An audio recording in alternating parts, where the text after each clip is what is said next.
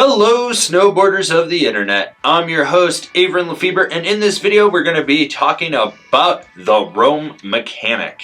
This board features Roam's contact rocker, which is a flat to rocker profile. This is going to make this board a little more loose, a little more playful, and give it a skate-like pop. This board is available in 147, 150, 153, 156, 159, 154 wide, 157 wide, 161 wide. I rode this board at Arapahoe Basin on a sunny bluebird day with warmer temps. There was some wind, you had chopped chunder, ice, slush, perfect hero groomers, and I rode it with my Roam Black Label bindings and my K2 Thraxis boots. It's an entry-level board, which means it's gonna be soft. The tip and tail, where the rocker is, are the softest parts of this board. It's slightly stiffer through that flat section, and I mean just a hair slightly stiffer. And the torsional flex is overly abundant. You can really twist this board. Basically, it's a below middle of the road freestyle flex in my opinion. Now when it comes to stability, that's just completely gone. You're riding along, you hit a death cookie, that's going to just resonate all the way through underfoot. You get into rutted out terrain at all, yeah, bend your knees or you're getting bucked around. This board is highly lively and not very stable. With that flat to rocker profile, you get a skate-like pop with that. That means there's no load. You're rolling back onto that tail rocker. It's going to engage that rod and you're going to get a little snap out of it.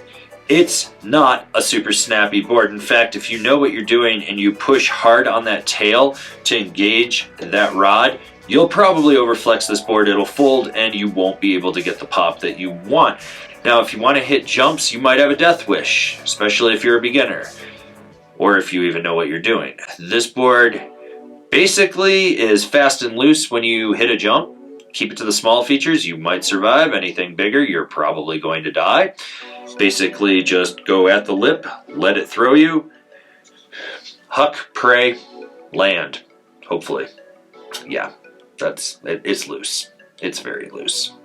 When it comes to buttering, this is where this board shines. You got that flat to rocker profile, and that rocker is immense in the nose and the tail. This makes it easy for you to roll back on the tail or roll forward on the nose, and you can just press into it. If you don't know how to butter, this board is going to be very forgiving for you. You're going to be able to do everything you want as you learn. If you know how to butter, you're going to realize that there's limitations and you can tone it back a little bit, and it's still going to get things done. That rod in the nose and the tail does give a tiny amount of snap out of any variation you do, so you have that going for you, but there is next to no fight in this board. Now, when it comes to jibbing, this board will just clap out on anything. You come down hard in the nose or the tail, it's going to fold, slap the rail, and then go back to the press that you're in. When you go sideways, it claps out again. There's literally nothing to this board. Now, if you're a beginner learning how to hit features, it's going to be totally fine for you. This is what you want. It's easy and forgiving. For someone like me that knows what they're doing, it's a little overkill. You have to tone it down a lot. And I mean a lot. I'm not gonna lie, it was rough trying to carve on this board. There's just no rigidity to it at all. So any power you put into it, you're gonna fold this thing if you know what you're doing. But if you're just learning how to ride, which is who this board is for, it's great. It's soft. It's forgiving. You can really ankle steer this board as you learn your micro movements and adjustments. But if you know what you're doing and you're even doing a mellow carve on this board, you're probably gonna fold the tail. I'll be honest with you. Great for starting to learn how to get on edge and just do a swoopy turn.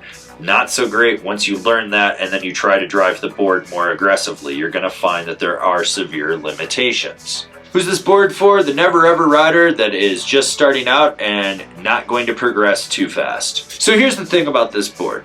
If you're just starting out and you know you're going to rapidly progress, I would say bump up to the gangplank. It's got a little more rigidity. It's not going to hold you back. But if you're going to be a bunny hill bomber for the next 1 to 5 years and you really don't care because you're going to be lodge pimping more than that, maybe you go 2 days a year, this will be fine for you to progress on. This is a true beginner board. It's not like, oh, I'm a beginner and I'm going to progress and it's going to be fine. This is like day 1, never been, to probably day 15 to 20 when you're just starting to link turn. Someone that has no spatial awareness is probably a little out of shape and will not have quite the understanding of muscle memory and how to do stuff. They'll get fatigued easier. that's who this board's for. Otherwise, you really do want to bump up to the gangplank, in my opinion.